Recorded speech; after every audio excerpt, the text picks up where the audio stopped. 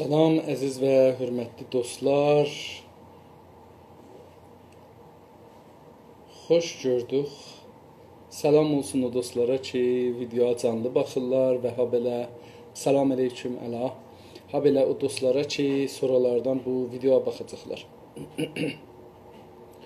Bildiyiniz kimi normalda mən şənbələr evdə oluram, amma televizyonda bərnaməm olduğu üçün kitab oxuyamıram. Sonra da nəvələrimi gör mağazada gedirəm. Vaxtım olmur kitab oxuyayım. Şənbələr kitab oxumaq tətil. Ərz edeyim xidmətinizə. Amma bu günləri kitabı oxuyaq, görək ki, nə olur.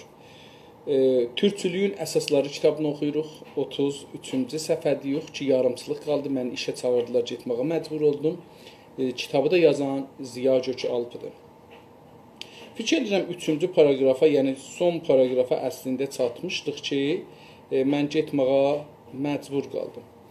Elə oradan davam verək, bu günləri çalışacağım ki, bir saatın içində bir səhifə yarım oxuyum üst-üstə, sürətlə gedək ki, o geriyə qaldığımızı cübran edək. Görünür ki, milli kültür ilə mədəniyyəti bir-birindən ayıran milli kültürün özəlliklə duyğulardan, mədəniyyətin özəlliklə bilgilərdən düzəlmiş olmasıdır. Yenə də bu misalları çəkdi vurdu ki, mədəniyyət ilə kültür 8 şeydə bir olduqlarına baxmayaraq ayrıdırlar. Mədəniyyət saxtadır, müdiriyyət olunar, amma kültür saxta deyil, mədəniyyət olmaz. Mədəniyyəti bir fərdilər düzəldər, amma və müdiriyyət elər, amma kültürü yox. Kültür öz-özünə və tarix içində düzələr. İndi deyir ki, bunu görünür ki, milli kültür ilə mədəniyyətin bir-birindən ayıran, heç ehtiyacı yoxdur bir şeyə burada, milli kültürün özəllik gedir ki, xüsusilə, bevicə farsca, özəlliklə duyğulardan, duyğu biz deyirik, duyğuca yazılır, duyğulardan, yəni bizim ehsaslarımızdan. Ehsas bilirsiniz, biz neçə yerdən alırıq? Məmurən deyərik, ürəkdədir ehsas, fikir beyindədir. Bilmirəm niyə belə deyərik, amma bu cür hiss elədiyimiz üçün bu cür deyərik. Yəni, niyə o cür olur? Onun da bəlkə dəlil elmisi bu olar ki, o zaman ki biz hiss edirik bir şeyi, məsələn bir nəfəri çox sevirik, ya bir nəfərdən acığımız gəlir, bir güldən xoşumuz gəlir, bir ətirdən acığımız gəlir. Belə bir duyğular. Ya bir heyvan oturur üstümüzə, bir ilan görürük, qorxuruq, bir heyvan görürük, qorxuruq, çimçəşirik. Bir şeyi həlal haram birəndə, məsələn, onu görəndə bir cür oluruq. Bu bəlkə o zamanlar qan gedir beynimizə, o beynimizdən qəlbimizə pompaj eləyəndə bədən, bəlkə onda bir ağrı ya bir hissi burada olur. O qanın gedib gəlməyə əsasında. Bəlkə ondan dolayı biz qəlbimizdə hiss edirik. Amma hər halda bu hiss, hər halda qədimdən demişik, buradadır, elə indi deyirik ki, buradadır. Hər halda özəlliklə duyğulardan, pəs mədəniyyət, kültür çox duyğulardan ibarətdir. Şeirdir, dindir, əxlaqdır, dildir. Bunlar və bu cür bir şeylər ki, 8 dənə saydı, qanundur. Əlbəttə bilirik, qanunu dedi, amma vaqiqiyyət bu ki, qanun mədəniyyətdir. Yəni, zaman içində təkvin halındadır. Əlbəttə ola bilər ki, kültürün də bir parçası olsun. Vəli hər halda məclis oturur, bir dənə qanun geçir, filan şeyə görə. Bu olur qanun, ya dövlət bir qanun geçir. Mədəniyyət özəlliklə bilgilərdən, bilgi də dedik, hər o şey ki, biz elmi vasitəsilə, bilgi elmin türkçəsidir. Ondan ələ gətiririk, buna deyirlər, düzəlmiş olsa, buna deyirik mədəniyyət. Pəs bu tərifi gələ bir də təkrar elədi, mədəniyyət ilə. Vaqən mən bu tərifləri İranda cami-i şünasidə və görməmişdim. İnsanda duyğular yönətmə və iradəyə bağlı deyildir. İnsanda bizim ehsaslarımız duyğuya və müdiriyyətə, yönətmə bağlı deyildir. Və iradəyə də bağlı deyildir. Bir millət başqa bir millətin dinini, əxlaqını, estetik duyğularını təqlid edəməz. bir millət o birisi millətin ya o birisi millətlərin dinin, əxlaqın, estetik dedik ki, hünərdir farsca, incəsənət türkcə ya incəlik türkcədir. Estetik latin sözdür. Estetik duyğularını təqlid edə bilmək, elə bilməz. Yəni, hünəri ehsaslarını, din ehsaslarının, əxlaq ehsaslarının və hünər ehsaslarının, ya həman musiqi olur, rəssamlıq olur, nəqqaşlıq olur filan, bəhman bunları təqlid edəməz. Amma bəzi millətlər təqlid elərlər, amma o cür olmaz. Məsələn, İranlılar 150 ilə yaxındır təqlid edirlər Qərbidən. Hətta dinlərin çevirirlər, hətta dillərin çevirirlər. İngilisi dilinin İranda, ya Fransa dilinin, ya Alman dilinin, ya Rus dilinin İranda, hətta erməni dilinin İranda Azərbaycan, türkcədən, ərəbcədən, bəlutcadan, lorcadan daha çox önəmi var. Təqlid edirlər dildə. Dində bir çox insanlar Məsihi olurlar, bir çox insanlar erməni olurlar, bir çox insanlar ayrı dinlərə gedirlər. Amma o təqlid ilə deyil, olmur. O gərək bir tarix içində, ailə içinə girək. Ailədə bu təbii ola.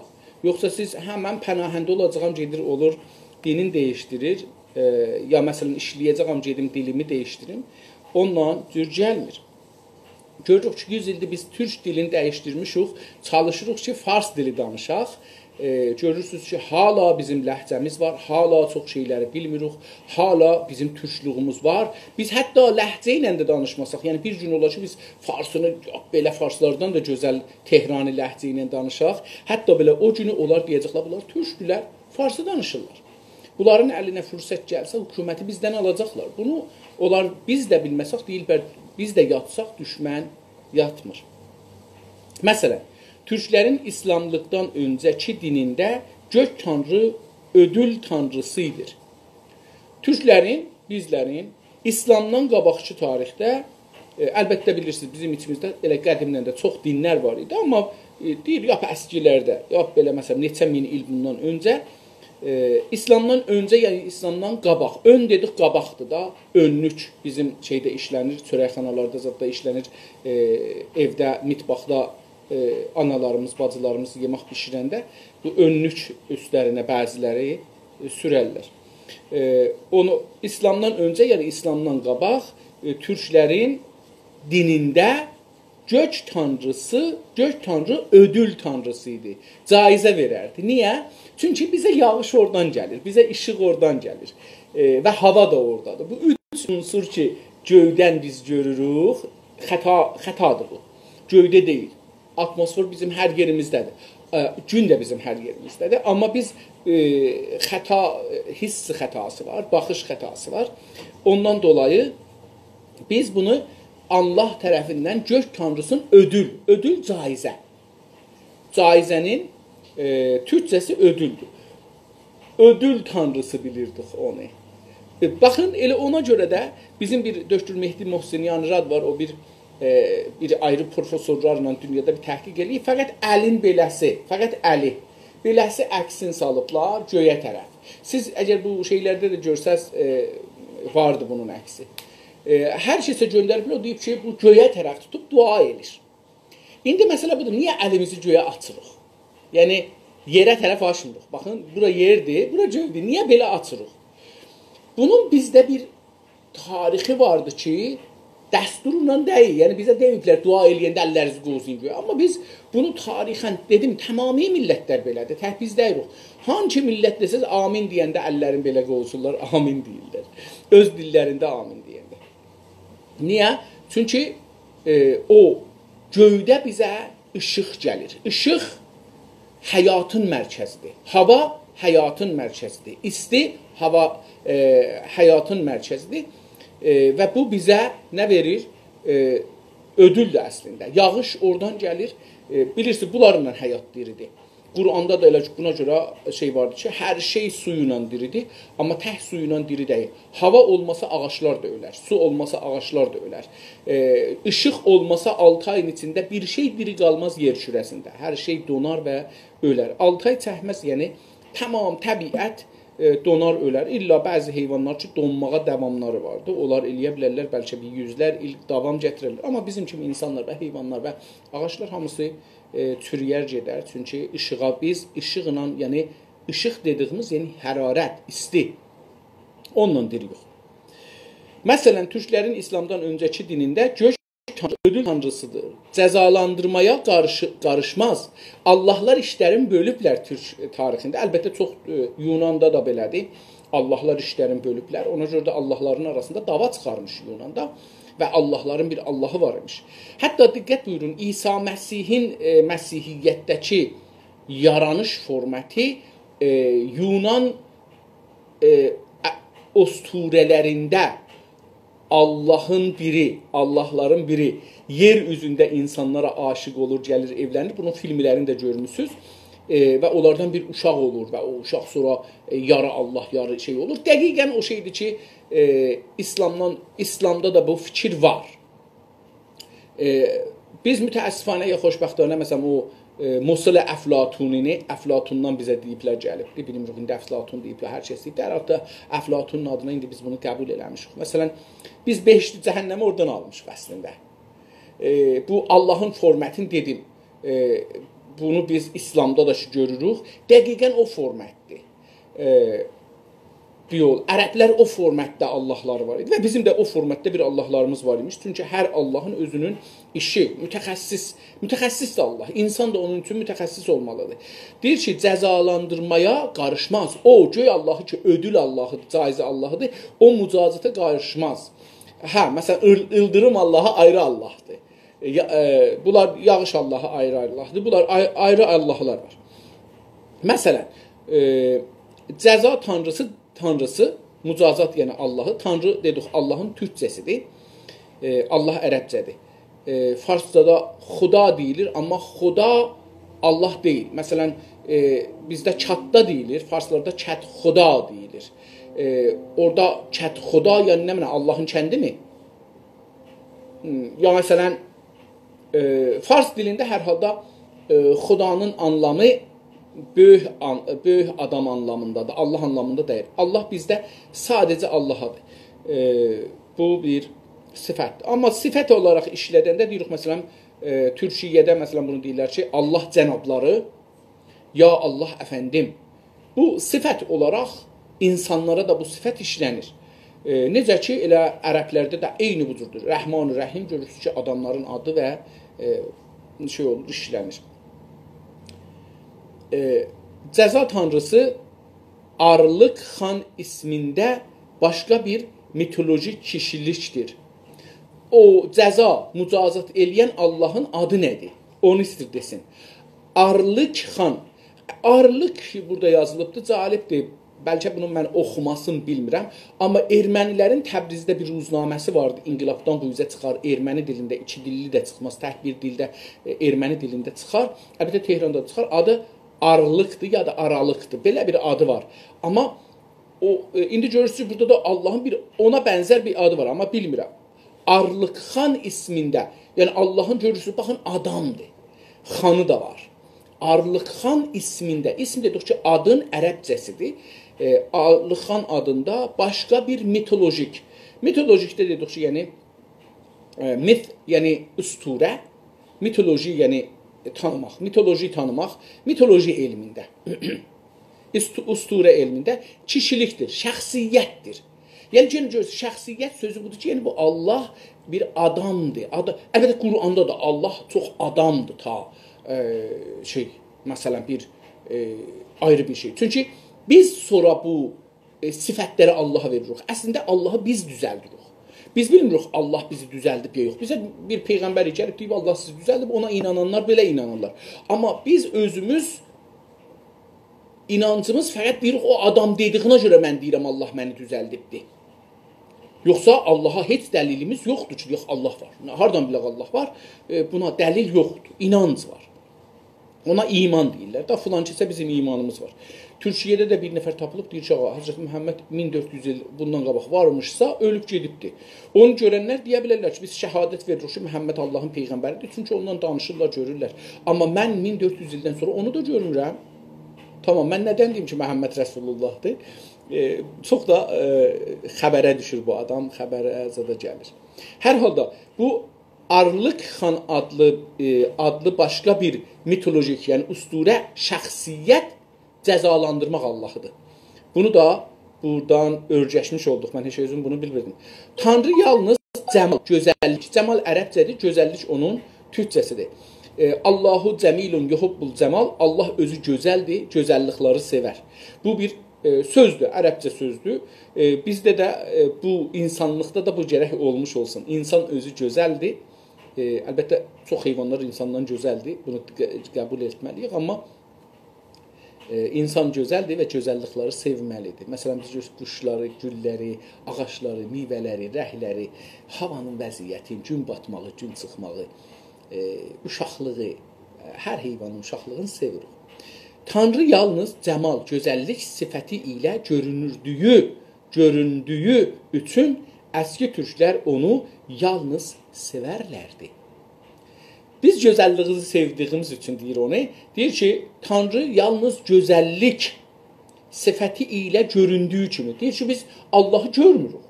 Biz hər nə ki deyirik vardı, Allah yaradıb gözəldir, gör nə Allah, məsələn, bir göydə görürük buludlar, bir şəkil tapıbdır, bir Fatma nənə bir fərş uzadıb, deyirik Allahın işinə bax. Niyə bunu deyirik? Çünki deyir Allah gözəllikləri Allaha nisbət veririk. Çirkinlikləri şeytana, adama, o buna təbiətə çirkin veririk. Deyir ki, buna görə əski türklər onu yalnız, yəni Allahı sevərdilər, çünki gözəllik idi. Tanrıya qarşı qorxu hiss duymazdılar. Allahdan qorxmazdılar. Allah bizi cəhənnəmə aparacaq, odda yandıracaq, əridəcək, qır tökəcək. Qır sonra tapılıb da, Peyğəmbər gələndə qır yox idi. Nəcür oldu sonra bu farslar qır qəzəni qoydular cəhənnəmə, o da bir məsələdir. Hər halda calibdir bu. Məsələn, qır sonra tapılıb, nəft sonra tapılıb, aslanmaq iplə birinci göyə aslayasız, bunlar sonra tapılıblar. Nəcür olubdur ki, Allah məsələn adamları göydən aslayacaqdı, məsələn xanımları məmələrinin ucundan aslayacaqdı, çəngələ məsələn. Bunlar hamısı sonradan tapılmadı. Bəllidir ki, bunları sonra istəyiblər insanları qorxudalar. Qorxutduqları üçün belə bir şikəncə, insan şikəncə alətlərini Allaha nisbət veriblər. Çünki bir nəfər insanı şikəncə eləyəndə insanlar o adamdan qorxurlar. Şikəncədən, acıdan qaçırlar. Çalışıblar Allaha da belə bir, hətta İslamda da Allaha belə bir sifətlər yapışdırırlar ki, Allah şikəncəgərdir. Allah o qədər bədbəxtdir ki, intiqam alar. Müntəqim də adı da, intiqam alan. Ondan sonra Allah bu qədər bədbəxtdir ki, cəhənnəm yaradıb insanları o cəhənnəmə salacaq, orada yandıracaq, orada əziyyət verəcək.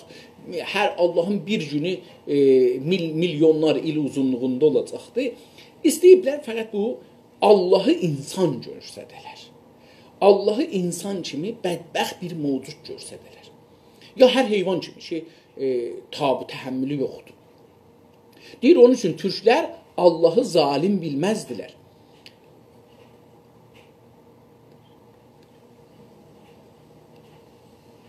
Yox, biz hətta bilmirik Həsrəti Nuhun kəşdisi varmış, yoxmuş. Bunlar nağıldılar. Bunlar bəlli deyil. Çünki o zaman məsələn rəndə harda idi bu? Adam hardan o rəndəni tapırdı, bu təxtəni yontalırdı, təxtəni qoyurdu, gəmi düzəldirdi. Gəmi taza bir teknolojidir. Baxın, bir 150 il bundan qabaq, 200 il bundan qabaq gəmi yoxdur.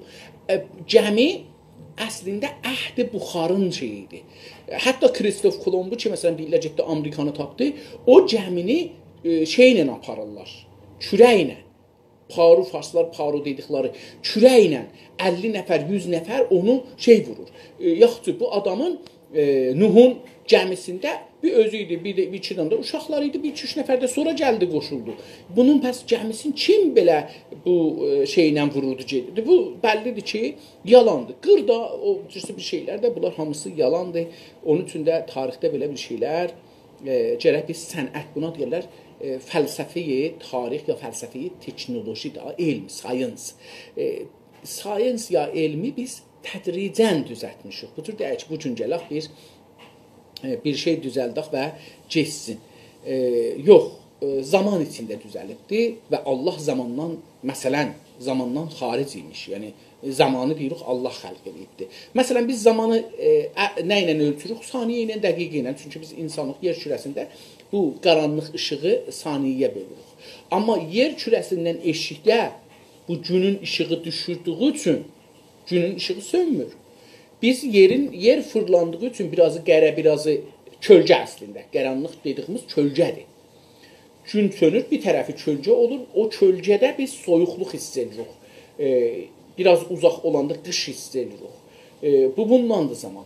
Amma bilirsiniz, alimlər indi məsələn sali nuru ilə danışırlar. Nur işığının sürətinin bir ildə getdiyi zaman olur bir saniyə bizim kəhkəşanlar tarixində. Onun üçün bu çox ciddi bir məsələdir və biz teknolojini də o gündən başlayırıq ki, gəlir bu tərəfə. Hər halda. Yalnız Allahı sevərdilər, Tanrıya qarşı qorxu hissi duymazdılar. Duymaq, dedik ki, hissin bir ayrı anlamıdır. Və ha belə eşitmək anlamında da. Məsələn, Türkçədə bu çox işlənir. Duymaq, duydum. Yəni, mən sizin səsinizi eşidirəm. Duymaq, yəni candan eşitmək. Bunu da deyim. Hissi necə canın içindədir? Duymaqla eşitməyin fərqi bu. Əlbəttə, baxın, hiss, eşitmək qulaq yolu iləndir. Duymaq vücudunandır. İnsaniyyətin içindəki tamami vücudu iləndir. O biraz fərqisin, fəqət istədim o fərqi bir mənim nəzərimdən belə olmalısın deyə. İslamlıqdan sonra türklər də məhəbbətullahın, yəni məhəbbətullah, Tanrı sevgisi üstün gəlməsi bu əski gələneyin davamından ötürüdür. Deyir ki, İslamdan sonra məhəbbətullah kəlməsi ki vardı ərəbcədə, hubbullah, habibullah, məhəbbətullah deyir bu kəlmə də, bu sözdə Tanrı sevgisi, yəni məhəbbətullah Allahı sevmək, Allaha eşq tapmaq. Üstün gəlməsi, onun deyir daha çox görməsi, məhəbbətullahı çox işlədirlər, sufilər falanlar, xüsusən türk sufisi, bu əski gələneyin davamından, o türkcə tarixində Allah gözəllikdir və gözəllikləri insan sevər ha, Allaha nisbət verər, sevər. Onun deyir gələneyin davamından ötürdür. Onun davamıdır. Onun davam ərəbcədir. Yəni onun gedənəcəyidir. Gedir. Davam ərəbcədir. Bizdə də işlənir. Türklərdə münhafitullah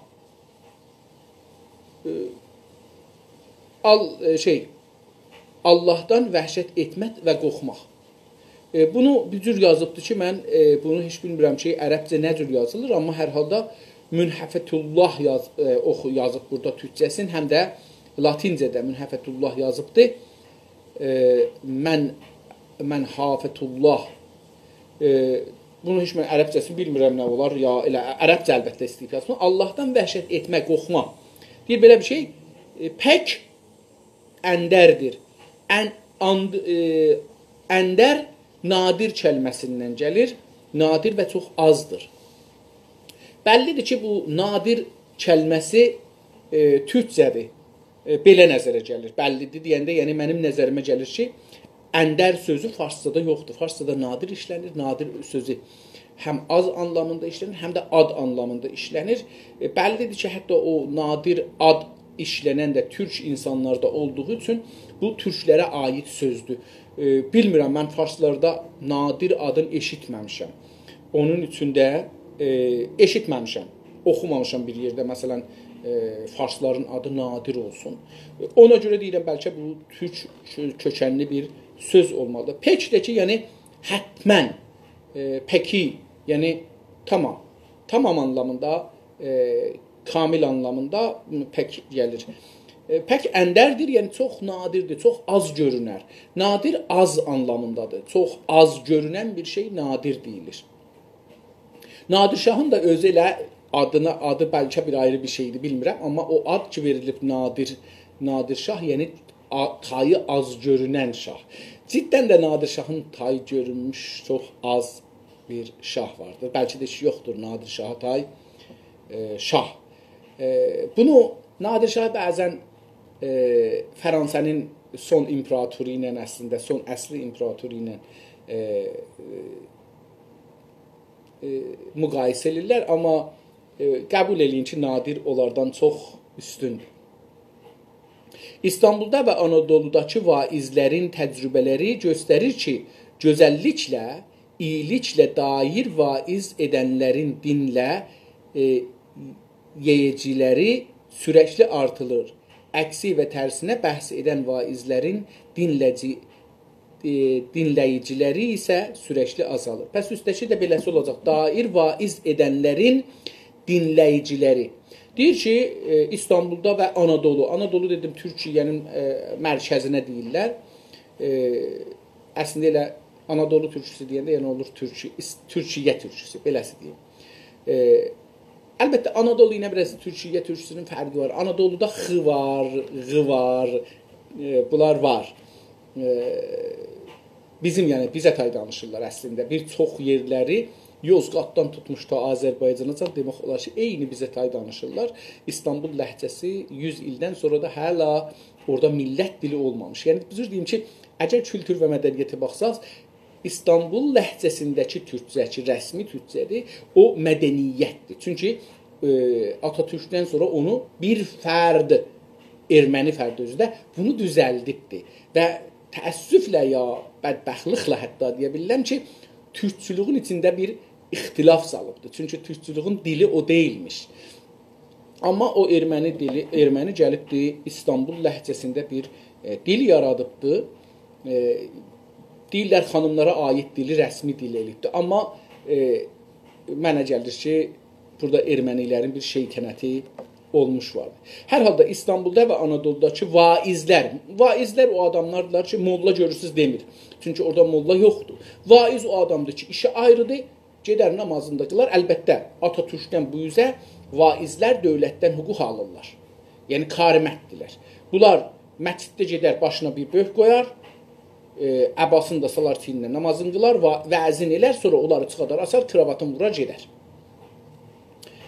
Onlar karimətdirlər indi. Dövlət məmurdurlar, dövlətdən də hüquq alır. İstanbulda və Anadoludakı vaizlərin təcrübələri göstərir ki, bunların heç birisinə ehtiyac yox. Təcrübə də bir işi ki, çox görək, onda təcrübəmiz olur. Gözəlliklə, iyiliklə dair, iyilicə dair, gözəlliyə, iyiliyə dair vəz edənlər, hər kəs gözəllikdən danışsa, Allahın rəhmətindən, cəzasından, gözəlliğindən danışsa, bağışından danışsa, dinləyiciləri, yəni onları ruhla eşidənlər sürəkli artır. Sürəkli, yəni dalbadal, çox, sürətli artır. Əksi və tərsi bəhs edən vaizlərin dinləyiciləri, bunlarda da ki, əksi olur elə tərsə və tərsinə də gətirib. İkisində əksi, yəni onların tərsəsi və tərsinə, yenə də tərs ilə həman işlədibdir, bəhs edənlər vaizlərin dinləyiciləri isə, yəni bunlarınki da sürəkli azalır, çox azalır. Yəni bunların bir iddə tərəfdarları azalar. Türklərin əsl dinlərində qatı sufuca icabətlər, zahidanə ibadətlər, qatı sufuca icabətlər. Baxın, bu üçü bir kəlmədir. Qatı sufuca icabətlər, zahidanə ibadətlər. Qatı, yəni, məsələn, deyir ki, filan kəs qatıdır, yəni çox müsəmməmdir, çox qətidir. Qatı, qəti kəlməsinin türkcə olması kimi görünür mənə. Qəti sözü qatı. Bu da odur. Qatı sufuca, yəni sufi məşrəbində olan insanların ibadəti ki, qatıdır. Yəni çox belə, deyirik ki, nə də mənə deyirik ki, çox belə əcibə bir, məsələn, namaz qılandır, zahid yoxdur. Deyir ki, bəs əski türklərdə, dinlərində o cür ki, gedəsən gündə, məsələn, 40 gün gedəsən, qalasan bir yerdə ibadət edirsən, o cür bir şeylər yoxdur. Estetik və əxlaqi türünlər çoxdur. Amma hünər və əxlaqi törənlər adab, rusum. Həm adab, həm rusum, həm rəsm, ərəbcədir. Bunların yerinə törən işlənir. Törən də nəsildən nəslə gəlir, çaxır bizə.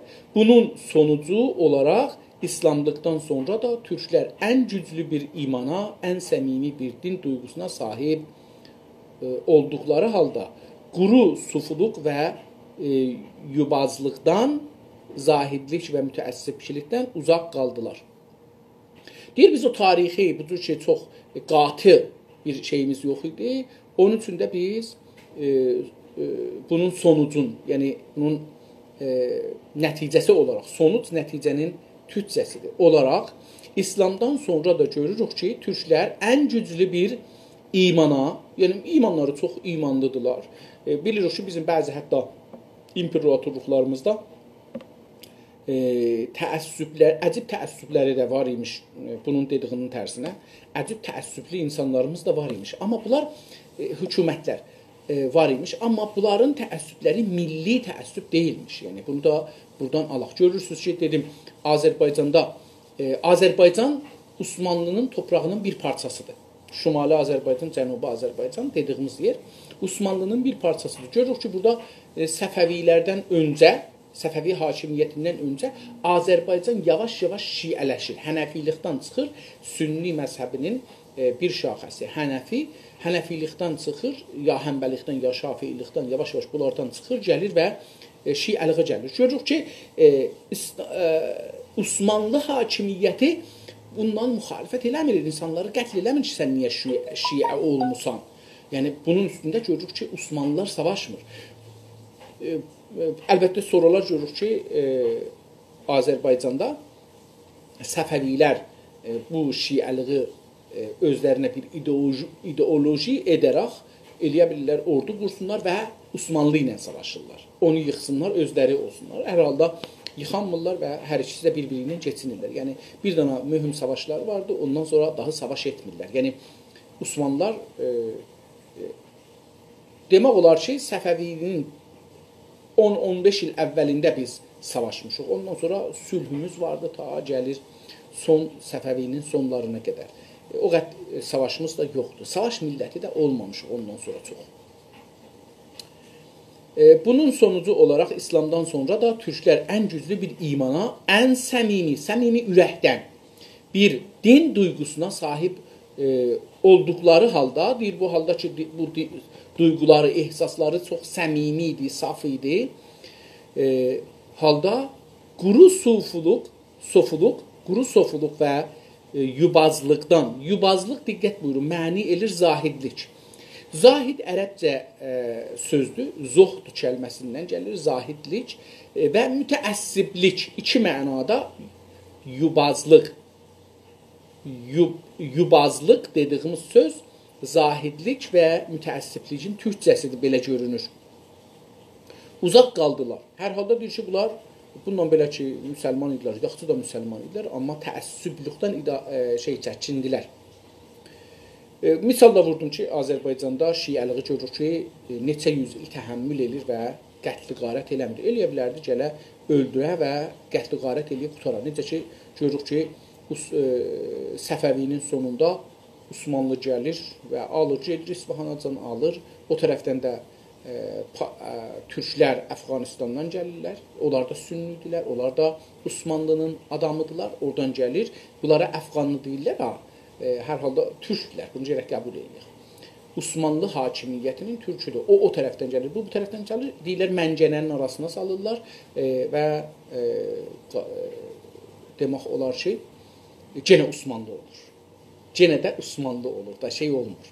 Yəni, genə də bu tür bölgələrdə Şiə və Azərbaycan ya İranlı, hətta bəzilər deyirlər Azərbaycanlı İranlıdır, yox, belə bir şey yox. Şiə və Azərbaycan hakimiyyəti olmur. Siyasətdən çıxır qırağa, gedir, genə də Osmanlının olur.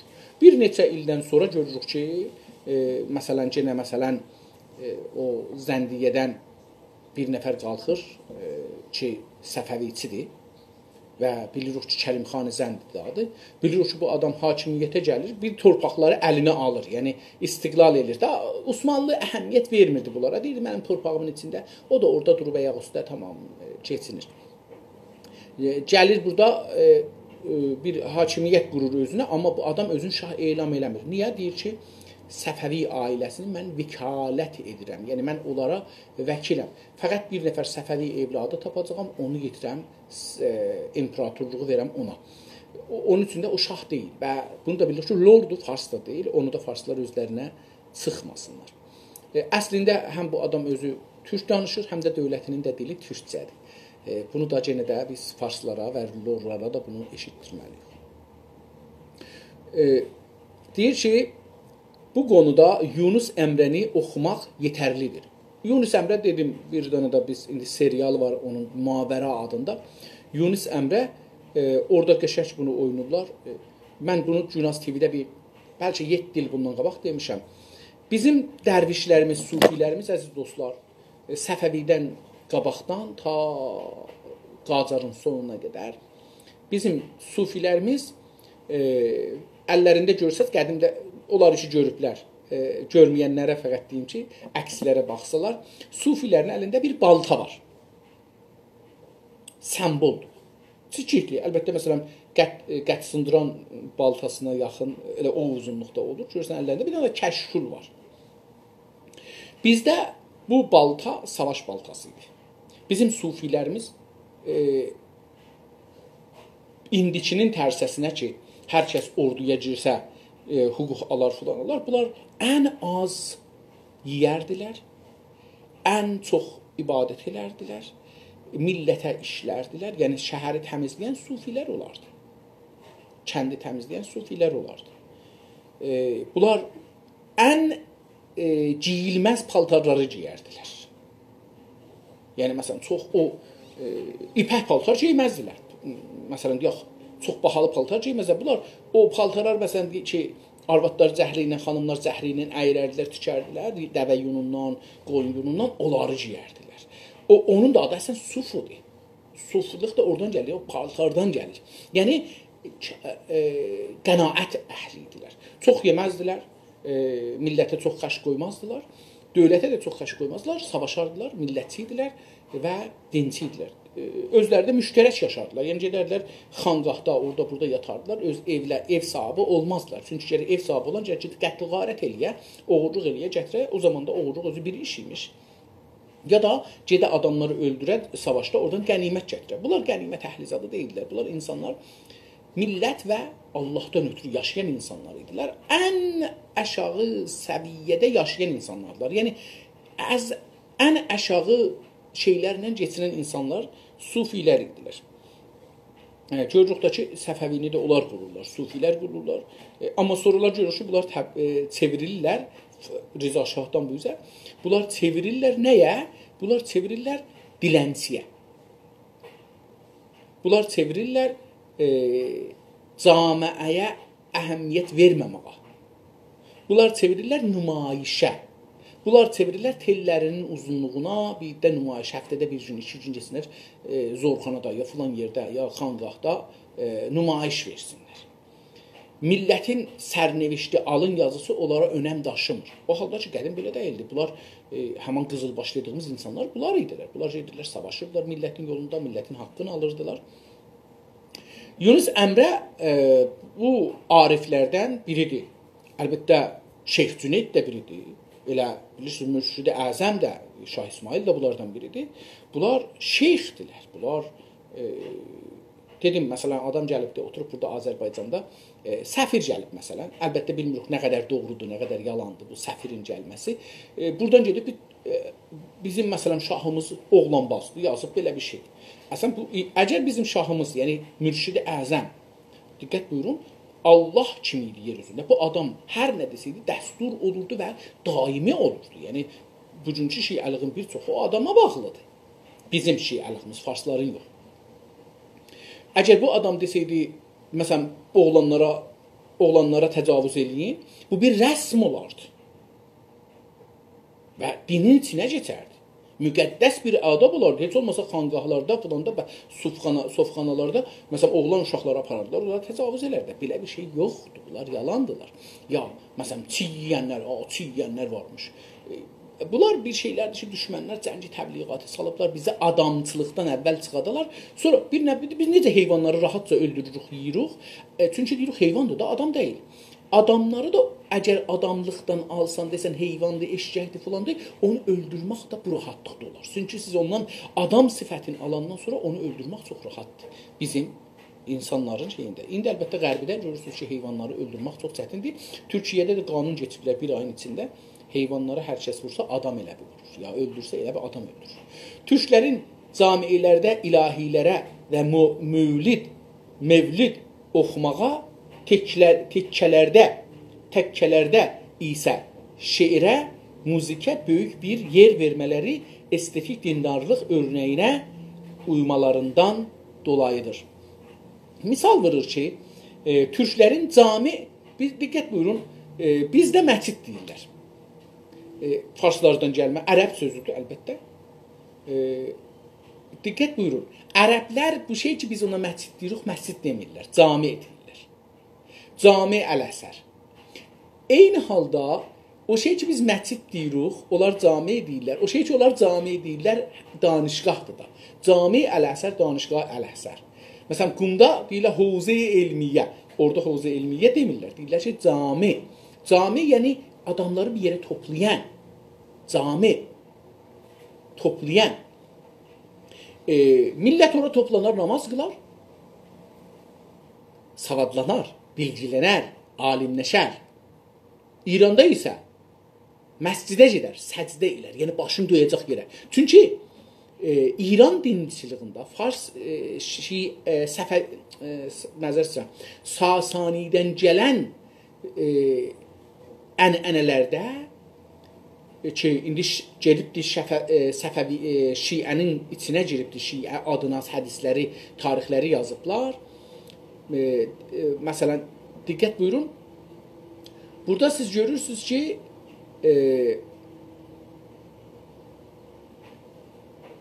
səcdə var, məscid deyir. Çünki orada başınızı böyük adamın qabağında qoyacaqsınız yerə. Amma orada cami deyir ki, adamlar bura toplanmalıdırlar. Fərqidir, baxışların fərqi var. Buna cəhanbini deyirik. Fəlsəfə dediyimiz şey budur. Bir iddə bura səcdə ilə başınızı qoyacaqsınız yerə, ətrafınızı bilməyəcəksiniz nə keçir. Bir iddə də bura cami deyir, toplayacaqsınız, burada bir-birinizi biləcəksiniz ki, camiədə, dünyada nə keçir. Cami. Eyni halda cami danışqah adıdır bu günləri. Ərəb torpaqlarında və Türkiyədə və tək ərəb torpaqları yox. Bu günləri Maleziyada getsəz bu cürdür, Endoneziyada getsəz bu cürdür. Çox yer getsəz bu şəkildədir. Amma o yerlərə ki, Fars təməddünü keçibdi, benovi keçib olaraq, onlarda məscid deyilir və eyni bizə dair bədbəxtçılığa uğrayıblar. Hər halda türklərin camilərdə, yəni Azərbaycanda da biz məscid deyirik, camilərdə, məscidlərdə ilahilərə, o dualar ki oxunur, ziyarətlər ki oxunur, onlara ilahi deyir. Mevlidlər bilirsiniz, bizlərdə yoxdur o qədər. Bu son zamanlarda görürsünüz ki, 12 imam dediklərinin Nime-i Şəbanda toplulurlar, məsələn, rəsmən bir dənə rəqqasxanadır. Yox, belə deyil. Türkiyədə və müsəlmanlarda mevlidlər oxunar. Yəni, Həzrəti Məhəmmədin doğum günündə, bəzi imamların doğum günündə ki, biz imam deyirik, onlar deyirlər Peyğəmbərin əhləyalı, onların doğum günündə görərsiniz ki, ya bayramlarda onlar məvalid oxuyarlar. Məvalid bilirsiniz, mevlid də. Mevlid, yəni, türkcə deyilir mevlid. Bu, təvəllüd kəlməsindən, vələd kəlməsindən, doğum kəlməsindəndir. Mevlid yəni oxumaq, yəni doğum günündə şeir oxumaq. Təkkələrdə dedim, məsələn indi bizim Azərbaycanda yox, Tehrandakı Azərbaycanlılar, Tehranlı Azərbaycanlılar, Qumlu Azərbaycanlılar, Əraklı Azərbaycanlılar, o ustanlar, 3 dənə ustan adı aparıram. Tehran, Ustanı Tehran, mərkəzi Kərəz mərkəzli, Ərak mərkəzli. Bunlarda təkkə var. Təkkə nədir? Çadır kimi tez onu qurarlar, onunla təkkədir. Türkiyədə binadılar. Daimi binadılar. Təkkədir adları. O dəvrişlər ya dinçilər orada gedərlər. Xas məşrəblər var. Gedərlər orada. Amma dedim, bu ustan ki, türk ustanıdır. Onlarda görürsünüz ki, türklər Aşura, yəni o 10 günkü məhərrəmdə onda bu təkkəni qurarlar orada və özlərinə ibadət elərlər. Məsələn, ya Aşura, Tasuanı, orada Məhərrəmi orada keçirdərlər. Mən mütəəssifanə görmüşəm ki, yenə də orada fars sistemi girir və görürsünüz ki, əraq içirlər, oyunbazlıq edirlər, amma orada kim şəkk elər ki? Böyük bir yer vermələri deyir, niyə bunları görürsünüz təkkələrdə, oxumaqlarda, məscidlərdə bu cür bir şeylərə şey edirlər, o şeirlərə, ilahilərə yer verirlər. Vermələri nədəndir? Estəki dindarlıq örnəyinə uymalarından dolayıdır. Hünər, dindarlıqda hünərə uymalarından. Uymaq, yəni necə biz yatırıq, baxın, buna uymaq deyirik də, uyuruq, gedirik. Ya bir nəfər bizi uydurur, bir nağıl deyir, biz ondan gedirik. Məsələn, İrancılıq, farsçılıq, şiəçılıq, bunlar uymaqdır. Biz ona uymuşuq, gedirik. Uymaq, yəni ondan birləşib getmək. Dindarlıq örnəyinə uymalarından dolayıdır.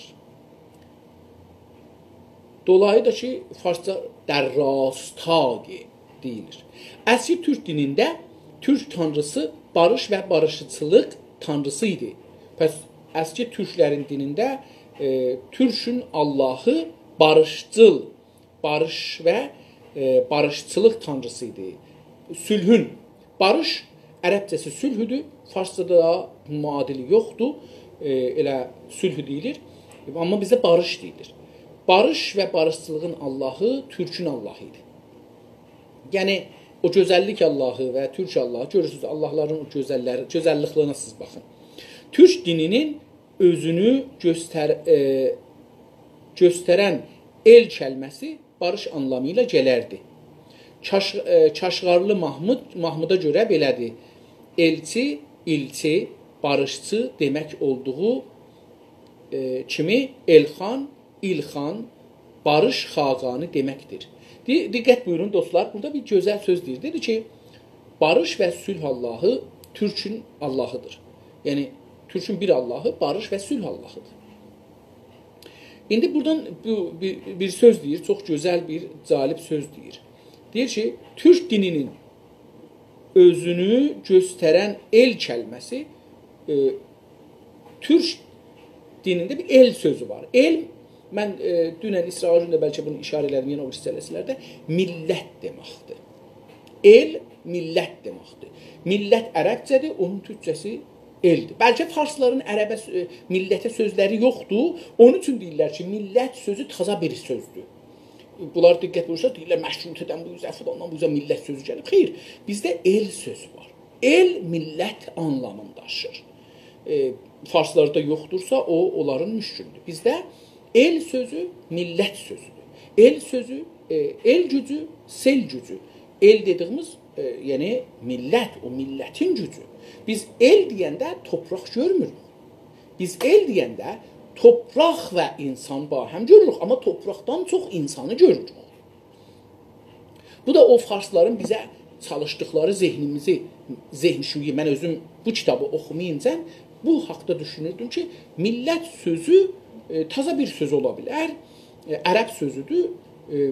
İslam zamanında İslama inanlara millət deyirlər ki, ümmət də anlanırdı, amma bu millət taza bir sözdür. Yox, bizim tariximizdə el sözü var və bu bizi el tamamən işlədirdi. Türk eli də ki, bilirsiniz, qabaqcan işlənirdi. İndi də dostların biri bunu bir siyasi terminə çeviribdi. Türk eli adında. İstəyir ki, coğrafiyaya versin əlbəttə. Diqqət buyurun. Orada coğrafiyaya verir. Türk eli dediyimiz. İstəyir bir termin yaratsın. Gözəl bir şeydir. Bundan müxalifət eləmək məncə yersizdir. Deyir ki, əski türklərin dilində türk tanrısı barış və barışçılıq tanrısı idi. Türk dininin özünü göstərən el kəlməsi.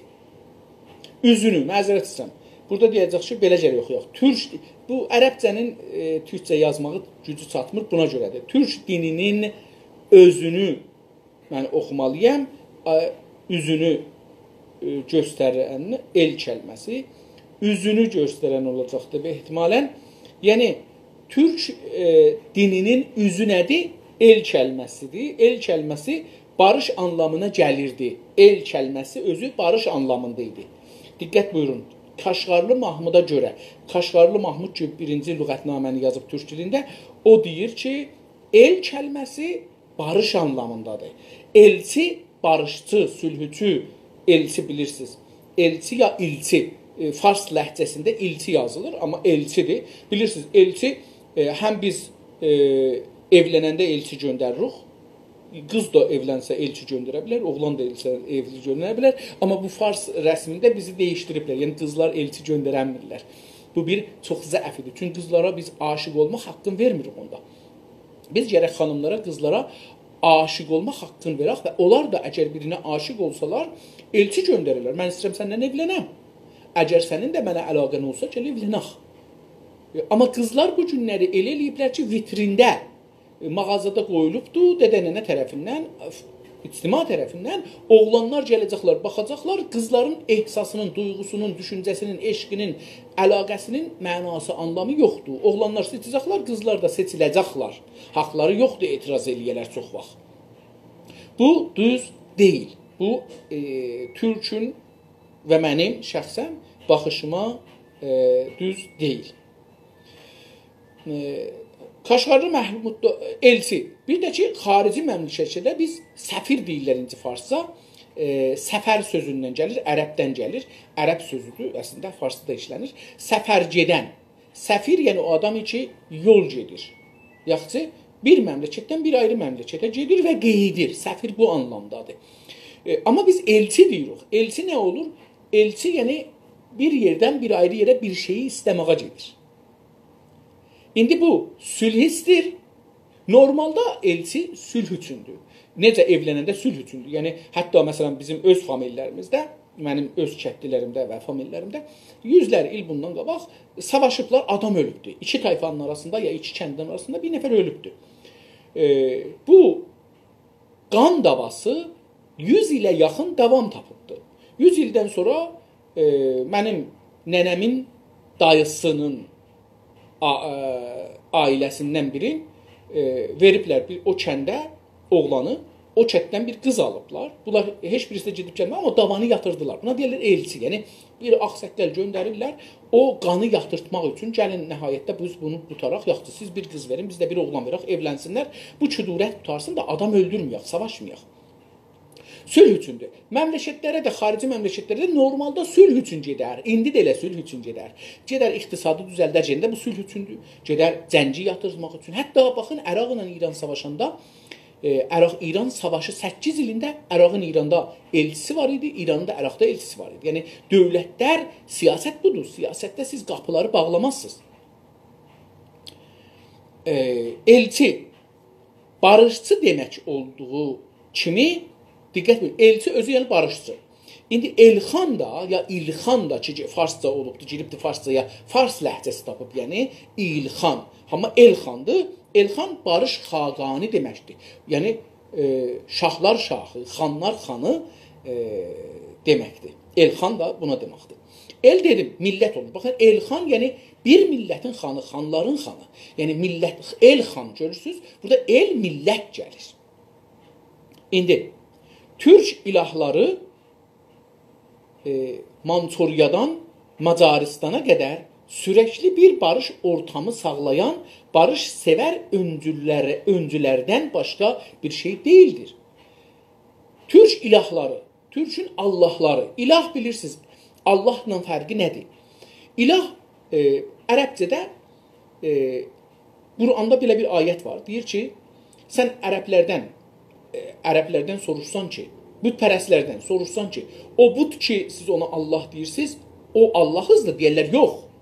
Onlar yer üzündə Allahın simgələridirlər. Simgə usturənin şeyidir, ya nümayəndəsi, simgə nümayəndəsi. İndi, bu Quranda belə bir ayət var. Hər bota, ki, bot nə dediyimiz, bot da hər əlimizə gələn ərzişli varımızda ən ərzişli bir şeydən bir şey düzəldərdik. Onu o fikrimizdə olan tək Allahın, tək yox ha, o Allah ki bizə əhəmmiyyətlidir. O Allahın simvolu olaraq qəbul elərdik evimizdə, ya qəbiləmizdə, yurdumuzda, elimizdə ona ibadət elərdik. Allahlar dedim çoxlu idilər. Ərəblərin də Allahları çoxlu idi. Sonra Məhəmməd gəlir, deyir bu Allahları yığın, ilahları yığın. İlahlar, ilah zəif. Allah deyəndə təşlidlidir. Diqqət buyurun, Allah. İlahları yığır bir-birinin dibinə, bunların Allah çıxarır, güclü. Bu güclü Allah, o birisi gücsüz Allahları yıxır, beləsi deyək. Və bunun kəlmə özü müşəddətdir. Yəni təşdidi, zorludur. İlahın sözündəndir. 2 dana ilahı ya 3 dana ilahı bir-birinə çarpır, ortadan bir Allah çıxır. Allah sözü əslində ilah sözündəndir, but sözündən düzəlmişdir. Amma biraz tərkibi yuxarı olduğu üçün mənasını dəyişdiribdir. Bir Allaha istinad edib, güclü Allah. İndi bizdə deyir ki, bunun türk ilahları o Allahlara dedi. Dedim, ərəblərdə də bu cürdür, bizdə də bu cürdür, Yunanda da bu cürdür. İndi Yunana bizdən gedib, bizdən Yunana gəlibdir. Bu tarixçilərin sözü önəm də daşımır. Əslən önəm də daşımır ki, hardan gəlib, hardan gedibdir. Bizimki deyil. Hər halda bizdə də bu var imiş, onlarda da var imiş. İndi ya onlardan gəlib bizə, ya bizdən gedib onlara, ya da ki, ikisini də bir zamanda tapılıbdır. Türk ilahları Mançuriyadan. Mançuriya hardadır? Əziz dostlar, fikirəm Korədədir, hardadır? Ya Japondadır, hardadır? Mənçur. Mançuriyadan, bəlkə də Çindədir. Mançuriyadan Məcaristana qədər. Məcaristan, bugünkü Məcaristana qədər sürəkli, yəni sürətli bir barış ortamı sağlayan, barış ortamı, yəni ortam olur mövqeyiyyət, durum, vəziyyət. Barış ortamı sağlayan, sağlamaqla saxlamağın fərqi var. Sağlamaq yəni onu salim durumda, vəziyyətdə sağlayan, barış sevər öncülərdən başqa bir şey deyildir. Bunlar barış sevən öncü, yəni öndə gedənlər. Lider. İndi lider deyilir, farsçada rəhbər deyilir. İmam deyirlər ərəbcədə. Öncülərdən, yəni öndə gedənlərdən başqa bir şey deyildir. Deyir, fəqət bunlar sülh məsələsidir. Ən əski Türk dövlətinin qurucusu olan Metənin yüksək əxlaqını, barış sevərliyini, imperializmdən qaçınmasını yeni məcmuədə yazmışdım. Bir dana bu adam özü bir kitab yazıb, yəni bu Ziya Gökalp bir kitab yazıb da hətmən, deyir ki, orada mən o kitabdakı adı yeni məcmuədir. O kitabda ya demişdim ki, əski Türk dövlətinin qurucusu olan Metə adlı bir rəhbər var imiş, bu bir dövlət qrupdur. Əgər iştibah eləməsəm deyirlər, bu Metə Çinlilərin üstünə həmlə edir, 200-300 nəfərlə və bir dövlət qurur. Bəlkə də iştibah edirəm, adamları qatıram bir-birinə. Qurucusu Metənin yüksək əxlaqı deyir, onun amma bir usul əxlaqı var idi, o əxlaqdan getməzdi. Mütəəssifanə indi Azərbaycanda əxlaqsızlıq önəm daşır. Hamıya söyüş versin. İnsan video götürübdür, diqqət buyurun. Olaylardan, hadisədə dünənləri olay gedir, ondan video götürübdür, ağzında, aləti ağzındadır. Olan bu videonu necə sən göndərirsən insanlar baxsın? Necə özünə deyirsən ki, mən burada ağzından düşən şey alətimdir, söyüşdür, savaşdır, mən bunu istəyirəm göndərən millət baxsın. Olan sənin ədəbin, mərifətin, ərkanın hardadır? Nə ədəb var, nə mərifət var, nə ərkan var, nə xanım sayırlar, nə ağa sayırlar. Demir ağa, mən bunu televizyona göndərirəm, insanlar baxacaq, uşaqlar baxacaq. Öz uşağının yanında bəlkə söyüş verməz, amma videoda söyüş verir, milyonlar adam eşitsin ki, mən nə cəsur adamım, söyüş verirəm. Bu söyüş vermək cəsurluq deyil, bu həqirliği göstərir. Bu bunu göstərir ki, bizim zehnimiz nə qədər müstəmirə olubdur. Biz nə qədər əxlaqsız olmuşuq. Bu əslən də sevinməyək ki, bir nəfər bir xanıma, ya bir ağıya, ya bir videoda söyüş verir polisə. Niyə söyüş verirsən? Du vur, du ağacı götür, du tüfəngi götür, du daşı götür, yumruğu yumura, vur ənginəz. Təpi ilə vur, qoy motoru açsın, düşsün yerə. Koktol molotov düzət, at ginən maşını yandır. Bu qədər, bu söyüş nədir? Söyüş sənin zəifivin ən aşağı dərəcəsi budur ki, sən söyüş verəsən. İnsan o qədər özün gərək əskih bilə, deyə mən vuram, söyüş deyəcəyim. Söyüş ona nə inər? Sənə nə inər?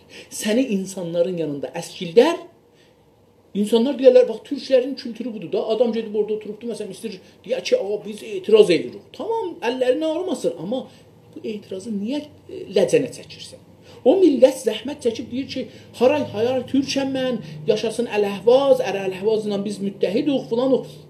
Sən burada söyüş demaqla o millətin, o kültürlü milləti əski edirsən. Onlar orada gözəl şüar verirlər. Sən bir nəfər bu insanları istəyirsən dünyada pis gördürsən. Hər kəs bu videoya baxsa deyəcəklər, bu adam nə dedi? Dedi ki, fuck you. Olan bu millətin təməddünü budurmu?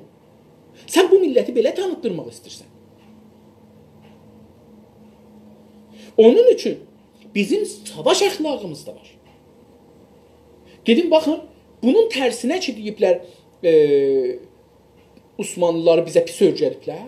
Osmanlılar neçə dəfə Təbrizdən gəliblər. Siz Təbrizdə eşitmisiniz qətliam ola? Ermənilərin qətliamını gizləyiblər. Biz bunu bilirik ki, ermənilər qətliam eləyiblər. Kürdlər qətliam eləyiblər. Bunu eşitmişik. Farsların qətliamını bilirik. Amma Osmanlılar qətliam eləyiblər, bunu bizə deyil. Desinlər ki, Osmanlılar filan tarixdə qətliam eləyiblər. Giriblər Təbrizdə 10 nəfər öldürüblər. Bunu desinlər. Giriblər Urmiyədə 10 nəfər öldürüblər. Siz bunu bir nəfər Fars bizə desin. Yoxdur. Çünki yoxdur. Türklər savaşda da bir əxlaqlar var idi. Qaçanı öldürməzlər, əsiri öldürməzlər. Bu bir əxlaqdır. Söyüş də verməzlər. Zorum çatsa öldürürəm, zorum çatmasa ölərəm. Söyüş nədir? Yaman nədir? Yaman o adamı təhqir etmir. Sən nə qədər mənə yaman deyirsən, deyil. Mənə nə olur?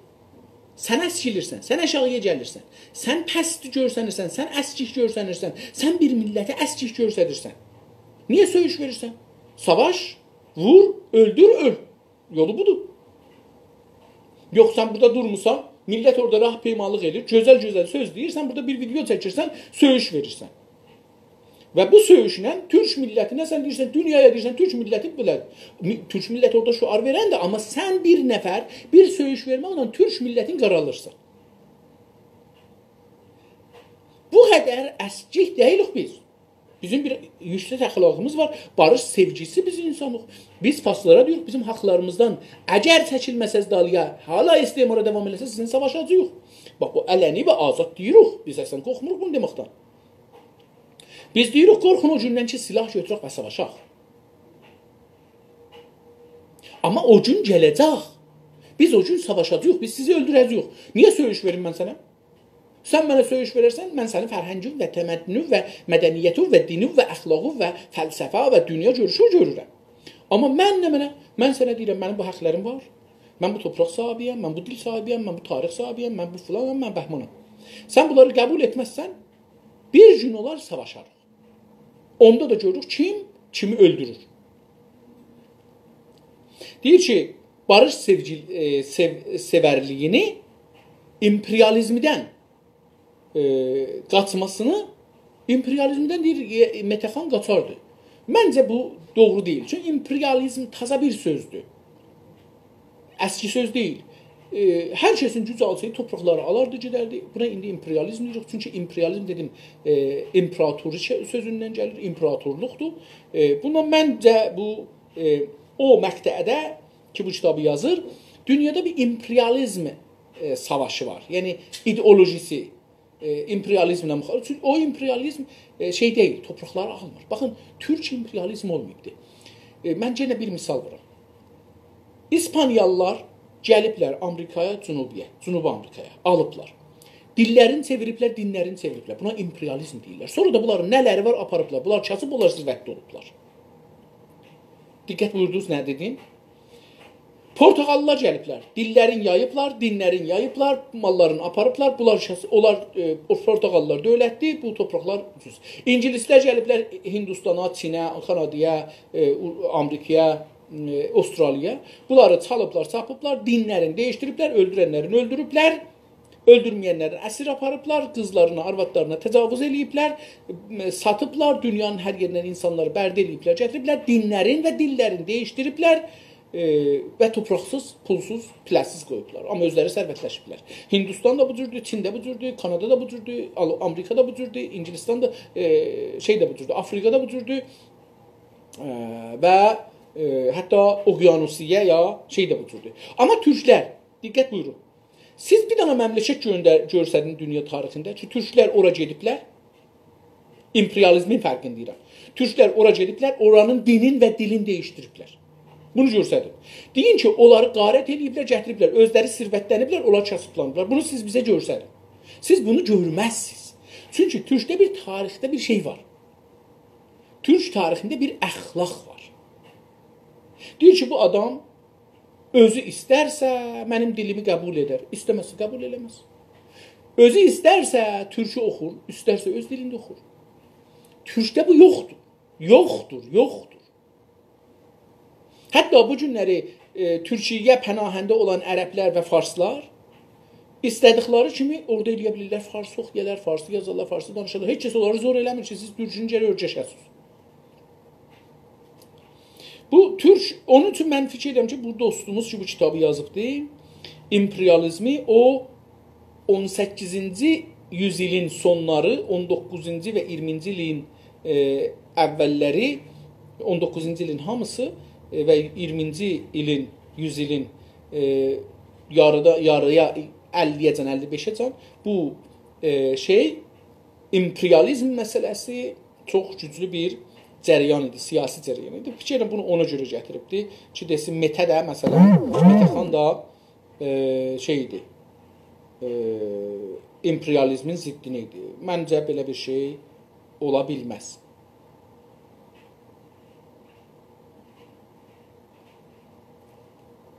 Tamam. Türklərin bu əski barışçılıq gələneyi sayəsindədir ki, Türk hökmdarı İslam dönəmində də hər zaman yenilənlərə şəfəqətlə davranmış. Mən bunun misalını vurdum, heç bilmirdim ki, beləsi gələcəkdir. Deyir, Türklərin əski barışçılıq gələnek, yəni gələn, tarixi gəlir beləsi. Gələnek olur rəsm rüsum adabca, ənənə də buna taydı. Yəni bu kəlmənin şeyidir. Gələnek, yəni tarixi sinədən siniyə, tarixdə millətdən millətə, nəsildən nəslə keçib gəlibdir. Sayə kölgə deməkdir. Farsca kəlmədir. Giribdir, türkçədə də görürsünüz, işlənir. Sayəsindədir ki, yəni onun kölgəsindədir, onun himayəsindədir ki, Türk hökmdarı, Türk hakimi, hökmdar o adam ki, hökmü verir. Hökmdar Fars və ərəbcə sözlərin tərkibindən olur. İ'dakı axirdə vardı hökmdarı, o da türkcədir. Hökmdarı, yəni hökm sahibi. Hökm sahibi kimdir? Hakimdir. İslam dönəmində də, İslamın dönəm mərhələsində, İslam, yəni tarixi bölür. İslamdan öncəki türklərin mədəniyyəti və kültürü, İslamdan sonraki türklərin mədəniyyəti və kültürü. İslam dönəmində, yəni İslamın dönmüş zamanda, o zamanda ki, türklər İslam dövrünə gəliblər, çatıblar. Hər zaman yenilənlərə, yenilən, yıxılan, məğlub olan, şikəsləyən, yenilik məfkurəsi bəlkə buradan gözəl gələr. Yenilik məfkurəsi ya düşüncəsi. Bu mənim bir teorimdir. Bu hətta işlirəm, illərdir bunu işlirəm, amma bu son zamanlarda sonuç verir. Yenilik məfkurəsi çox əcibə bir məfkurədir. Məncə bizim müşkillərimizi bu teori həll edən bir şeydir. Əlbəttə bunu neçə teori gərək işlənə bizim üçün də. Biri yenilik məfkurəsi ya yenilik düşüncəsidir. Yenilənlərə şəfəqətlə, şəfəqət ərəb kəlməsidir. Mehribanlıq, məhəbbət, ütufətlə davranmış. Türklər davranıblar, yəni rəftar ediblər. Davranmaq farscanın, rəftarın türkçəsidir. Hər zaman özlərini millətlər arası barış sorumlusu saymışlar. Deyir ki, millətlər arası, yəni uluslar arası, indi Türkiyədə uluslar deyilir, millətlər arası ərəbcə sözdür, millətlər arası türkçədir. Millətlər arası barış sorumlusu, sorumlu yəni məsuliyyət. Deyir, türklərin məsuliyyət, özlərin buna məsul bir bəşər, biz sülhün məsuluyuq. Biz sülh icad eləmək. Saymışlar, özlərin sülh məsuli saymışlar, hesab etmişlər. Saymaq bilirsiniz, 1, 2, 3, 4, saymaq ondan gəlir. Saymışlar özləri, yəni özlərin buna məsul bilmişlər. Sorumlu, məsul görmüşlər. Türk tarixi başdan başa bu duruma tanıqdır. Deyir ki, Türkün tarixinin bu başından o başına. Bu dediyimiz sözə, bu duruma, yəni bu sözə tanıqdır. Yəni bu sülh sevərliğə, sülhçülüğə, sülhə ehsası məsuliyyət eləməyə tanıqdır. Doğrudan da savaş mərhələlərini geçsək, vaqəən belə bir şey doğrudur. Çünki biz də çox savaşlar eləmişik. Yəni, bu cür deyil ki, bəlkə sülhü sındırıblar, biz savaşa girmişik, məcbur olmuşuq, amma savaşdan sonra biz eləyə bilmişik sülhü qoruyaq 100-lər il. Avropalıların o qədər suçladıkları Atila belə yenə onların anlattıklarına görə yenilmiş millətlər nə zaman barış istəmişlərsə dərhal qəbul etmişdir. Deyir ki, diqqət buyurun, burada bir çox zərif məsələnin üstünə işarə qoyur gedir. Deyir ki, cəngi rəvani ki, Avropalılar salıblar türklərin əleyhinə, diqqət buyurun, bunları harada salıblar? Bunları kitablarda. Deyir ki, Avropalılar o qədər suçladıkları Atila belə. Atilanı işləyirlər, Atila qırdı, kəsdi, öldürdü, belə bir şey eləyiblər. Bunları kitabda yazıblar, cəngi rəvani, Moğollara tay. Yenə onların anlatdıklarına görə, deyir, hətta Avropalıların anlatdıklarına, yazdıklarına görə anlatmaq bir tərəflidir. Bir tərəfdən siz bir ayrı tərəfə bir şey anladırsınız. Burada feil mütəəddi olur. Yəni, bir nəfər fəqət durubdur, o birisi deyir.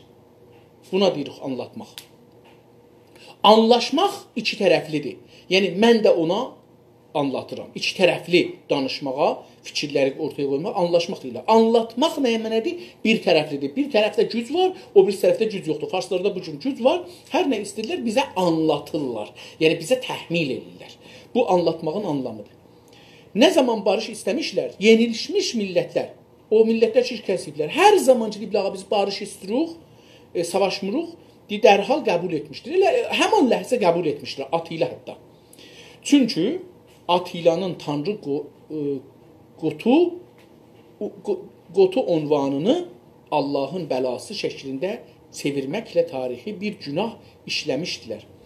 Deyir ki, Atilanın görüşündə, çünki Atilanın Tanrı Qotu unvanını, Tanrı Qotu, indi bu Qotu nə kəlmədir onu bilmirəm. Deyir ki, o unvanını, Tanrı Allahın cəzası məsələn, beləsi bir adı var imiş bunun, unvanını Allahın bəlası şəklində, yəni bu Atila Allahın bəlası şəklində çevirməklə, deyir ki, beləsi bir çevirməklə tarixi bir günah işləmişdirdilər. Bir böyük tarixi günah işləmişlər. Türklərin bütün sənət dallarında açıqca görülən estetik özəllikləri də doğallıqla çinilərində memarlıq və yazı sənətində bəlirən bütün bu estetik özəlliklərdir. Deyir ki, türklərin bütün sənət dallarında, dal dedik qanatdır, şaxə farsça, qanatlar, dallar, qarğı dalı, diqqət buyurun, qarğı dalı ki, dediyimiz bir şey ki, zorrət deyirlər buna. Biz buna qarğı dalı deyirik, qarğının dalı. Qarğı da dediyimiz neydi? Onun dalı, qanadı, qolu. İndi, deyir ki, diqqət buyurun, dal kəlməsinə bəlkə qanadın bir fərqi olar. Dalda görürsün bir şey də var. Bir qarğı dalı sözündə bir nemətlər var. Buna diqqət buyurun. Çünki o qarğı dalı dediyimiz şeyin qarğı ney? Farsca qarğı ney? Onun dalında görürsünüz ki, yeməli bir şeylər var da. Onu istədim fəqət bunu bir işarə edeyim ki, dalıla qolun bir adcacan bəlkə fərqi olar. Deyir ki, dallarında Türkün bütün sənət dedik ki, teknoloji anlamında deyil, hünər anlamındadır. Sənət və sənət bəlirən bütün bu estetik özəlliklərdir. Deyir ki, hara getdim mən, bir sətir atladım. Dallarında açıqca görülən estetik özəllikləri də doğallıqla. Deyir ki, tamam hünər dallarında, hünər qollarında açıqca,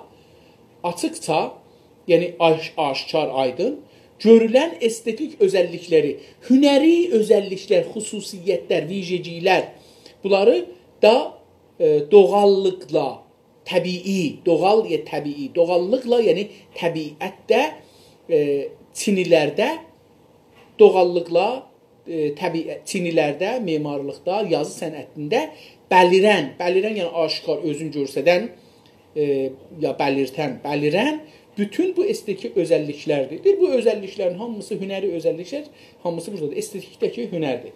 Türkün gözəl sənətlərində olduğu kimi din həyatında və əxlaqında da daima bu özəlliklərin əcəmən olduğu görünür. Türkün gözəl sənətlərində, hünərdə yəni, yenə də bunu işlədir orada. Diqqət buyurun, sənəti o şeydir ki, bir işdir, da işləyirik, ondan pul qazanırıq, ona görə sənət deyilir. Bunun yanında elə teknolojiyə də sənət deyilir, çünki o da insanın bir ayrı sahədə hünəridir əslində. Yəni, o arabanı yaratmaq, ona şəkil vermək, onu o gözəllikdə yaratmaq özü bir hünərdir. Yəni, deməyək ki, sənət özü hünər deyil. Yox, sənət özü də elə hünərdir. Onun üçün də Türkdə bu sənətə də deyiblər sənət, hünərə də deyiblər sənət. Çünki nəhayətdə, məsələn, əl sənəti deyirik, o da dəstgahla, onun da əsli, sonra dəstgahı da biz hətta hünəri düzəldirik, o eləyə bilsin, hünərlər düzəlsin. Yəni, insan, biz dediyimiz insan. Türkün gözəl sənətlərində olduğu kimi, din həyatında və əxlaqında da daima bu özəlliklərin, özəllik bu xüsusiyyət, vicəcikləri də əcəmən, hakim, əcəmən hegemonun türkcəsidir.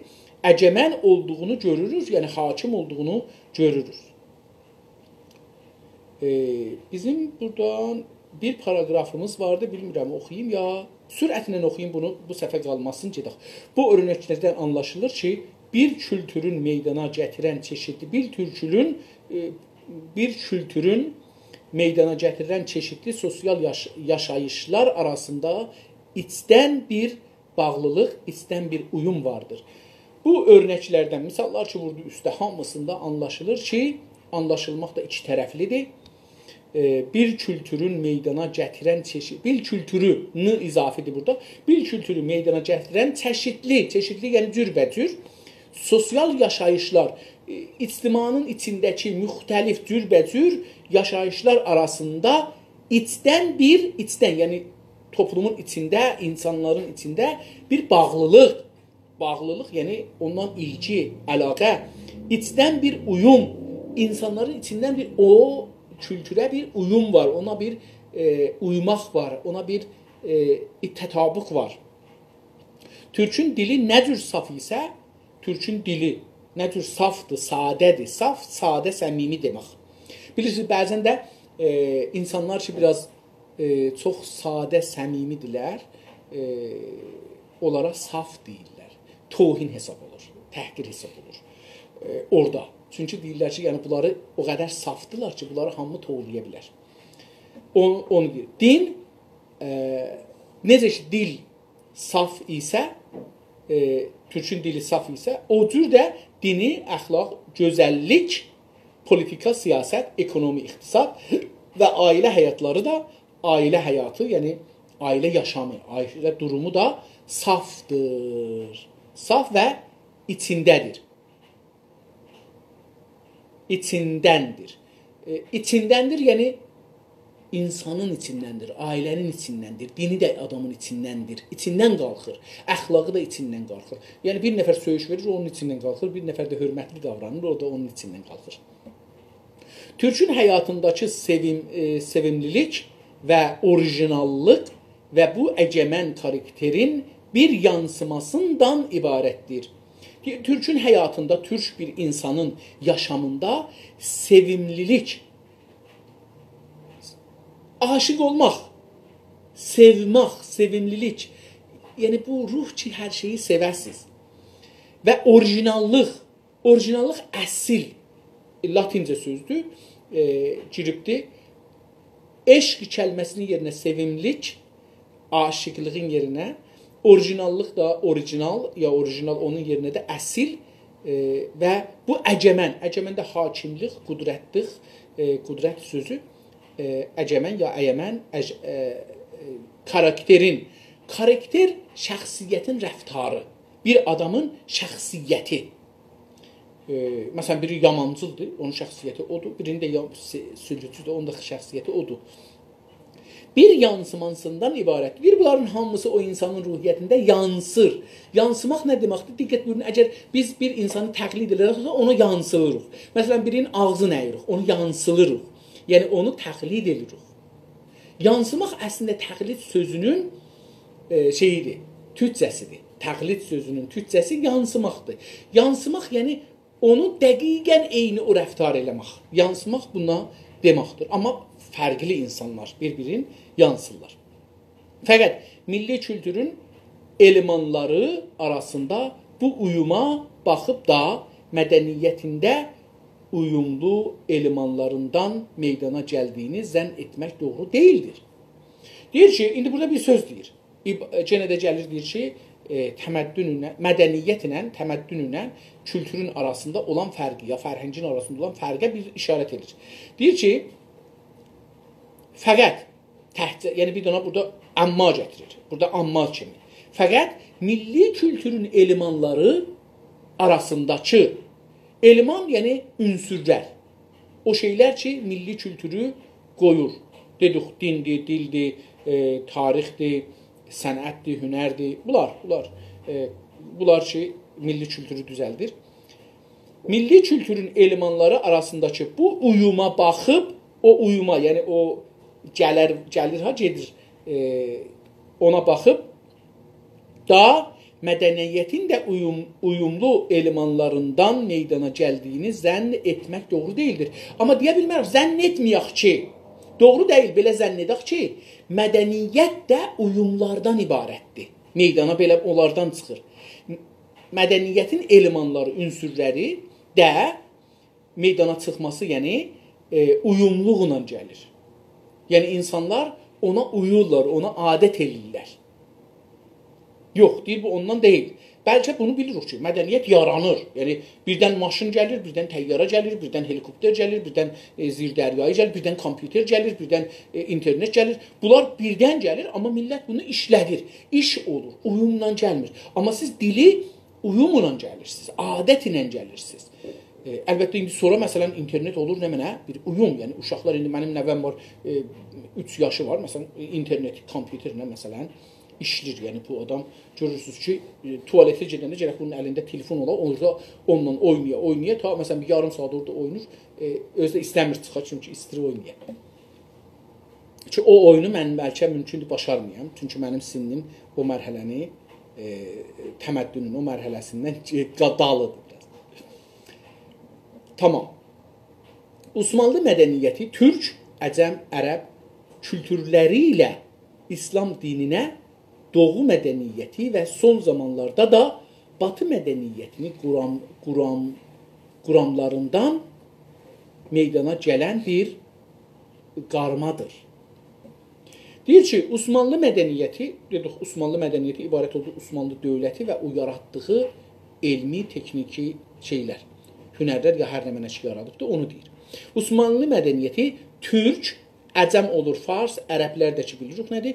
Kültürü ilə, bunların kültürün qatır bir-birinə, İslam dininə, yəni İslamın dinini, Doğu mədəniyyəti şərqin mədəniyyətindən, şərq millətlərin mədəniyyətindən və son zamanlarda da Osmanlıha, son zamanlarda da Batı mədəniyyəti, qərb, Batı yəni qərb, Batı mədəniyyəti quramlarından, onların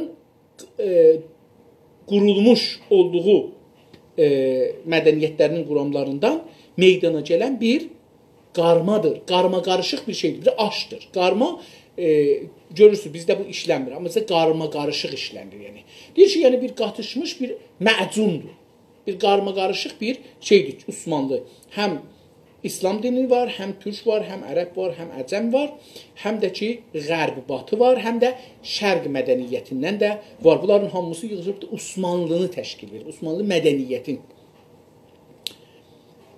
Mən biraz bu nəzərlə müxalifəm, amma bu adamın kitabını oxurum. Bu quramlar heç bir zaman qaynaşaraq, iç-içə keçərək uyumlu bir bütün halına girmədi.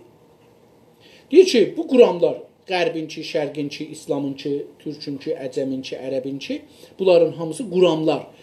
Quramlar bəlkə qurumlar, yəni təşkilat, sistemlərin heç bir zaman qaynaşaraq, bunları qazana tökək, qaynaşaq, bir-birinə qatışsın, bir aş olsun, bəlkə ayrı-ayrı dururdur, yəni, qaynaşaraq iç-içə, bir-birlərinə, yəni iç-içə keçərək uyumlu bir bütün halına girmədi. Bunlar bir uyumlu, yəni bir-birinə uyan, bir-birinə yaraşan, uyum hətta yaraşaq sözünə gəlir. Bir-birinə yaraşan bir vəziyyətə gəlmədi. Yəni, məsələn, indi biz demokrasi danışırıq, hizbi danışırıq, maşın danışırıq, təyyara danışırıq, human right, insan haqları danışırıq, amma bunlar geçməyibdir İran hakimiyyətinə. Çünki o kültür qərbinçidir, bu şərqinçidir, bu İranınçıdır, bu farsınçıdır. Qaynaşmır. Yəni 100 ildir, 100 ildən çoxdur ki, məşrutədən qabaqdan demokrasiyadan danışılır, azadlıqdan danışılır, mətbuatdan danışılır, hüquqdan danışılır, qanundan danışılır, amma hələ də bir şey yoxdur İranda. Buna deyirlər mədəniyyət, çünki bir-birinə qatışmır, uymur. Uymaq dedik ki, nə mənə? Bir-birinə saziş eləmək. Tamam, son sətirimiz təqribən ondan sonra da otururuq. Ancaq bir mədəniyyət ancaq milli bir kültürə aşılanırsa, uyumlu bir bilgəyə, bir bərilciyə qavuşur. Deyir, əgər bir mədəniyyət ancaq, yəni ancaq ki, ancaqdır, yəni o zaman ki, milli bir kültürə aşılanırsa, əlavə olursa, aşılamaq, dedik, əşdə olmaq, yəni bir-birinə əlavə olursunuz bir-birinizə, amma müsavisiniz. Yəni, məsələn, mən təkəm, evlənirəm, əşim olur, aşılanırıq, yəni bir-birimizə əlavə oluruq, bir-birimizi qərarlı təkmil eləyək, bir-birimizi əzməyək. Deyir ki, aşılanırsa, əgər bir mədəniyyət, o zaman ki, bir kültürə aşılanırsa, əlavə olursa, bilirik ki, mədəniyyət, kültür əslidir, mədəniyyət sonra düzəlir, əlavə olur ona. Aşılanırsa, uyumlu bir birliyə qavuşur. Uyumlu, yəni mütənasib bir birliyə, yəni birliyə tərəf qavuşur, şey olar, qavuşmaq da ona yapışmaq. Bu da təbii olur. Bilirsiniz, məsələn, ağaca biz şey vururuq, nə deyirlər, pöhrə, ağacı, məsələn, bir ayrı ağacı kəsirik, məsələn, almanın bir ayrı almadan bir qanat kəsirik, gətiririk, bu birisinə peyvənd vururuq, peyvənd, qavuşdururuq. Bu, özü-özündən bir-birinə buradan geçəcəklər, qavuşacaqlar təbii şəkildə. Deyir, əgər bir kültür, məsələn, təhəzzub, hizbiləşmək, partiləşmək, ya demokrasi, ya azadlıq, ya qanun, ya bu cür bir şeylər. Əgər bir mədəni, bir kültürə qavuşa, yəni zaman içində bu bir-birinə uyulumlaşa, ondadır ki, nə olar? Doğru olar. Məsələn, İngiliz mədəniyyəti İngiliz kültürünə aşılanmışdır. İngilisin mədəniyyəti İngiliz kültürünə əlavə olmuşdur, çoxalmışdır. Bu səbəblə İngiliz kültürü kimi İngiliz mədəniyyətinin elemanları arasında da bir uyum vardır. Deyir ki, bunun üçündəki İngiliz kültürünə, İngiliz mədəniyyətinin arasındakı elemanlar bir-biri ilə oxur, cür gəlir, yaraşır bir-birinə. Uyumaq, yaraşmaq dedim bunu, mənim özümün də yadımda bəzən qalmır. Milli kültür ilə mədəniyyət arasındakı bir ilişki də budur. Milli kültürlə milli mədəniyyətin də arasında belə bir ilişki olar. Əgər bir-birinə uysalar, bir-birinə yaraşsalar, bir-birinə qavuşsalar, onlar olur milli kültür, milli mədəniyyət bir-birindən cür gəlir. Görürük ki, İngilistanda məsələn 800 il demokrasi məclis seçiminin azadlığın bir sabiqəsi var. Hər qovm ilk öncə yalnız milli kültürü vardır. Hər qovmun gərək belə deyək, hər qovmun ilk öncə, yəni ilk əvvəl, öncə də qabaq, yap qabaq, yat qabaq, beləsi deyək, beləsi olur. Yalnız milli kültürü vardır. Təhcə milli kültürü var. Hər qovmun əslidə deyir, əvvəlcə milli kültürü var. Bir qovm kültür baxımından yüksəldikcə politik açıdan da yüksələrək qüvvətlə bir dövlət vücuda gətirir. Deyir, hər qovm kültür baxımından yüksəldikcə, nə qədər kültürü güclənə, dili, qanun, mədəniyyət, dini filanı, politik açısından, siyasət açısından, zaviyəsindən, durumundan da yüksələrək qüvvətlə bir güclü qüvvətlə bir dövlət vücuda gətirir. Digər tərəfdən, o birisi tərəfdən kültürün yüksəlməsindən mədəniyyət doğmağa başlar. Yüksül kültürən vəziyyətdədir ki, mədəniyyət doğmağa başlar, uygulanar bir-birinə, yaraşar bir-birinə. Mədəniyyət, onun üçün görürsünüz ki, biz 100 ildir istirik ki, teknoloji gətirək İrana, 150 ildir, 200 ildir. Teknoloji gətirək İrana, hala maşını nə edirik?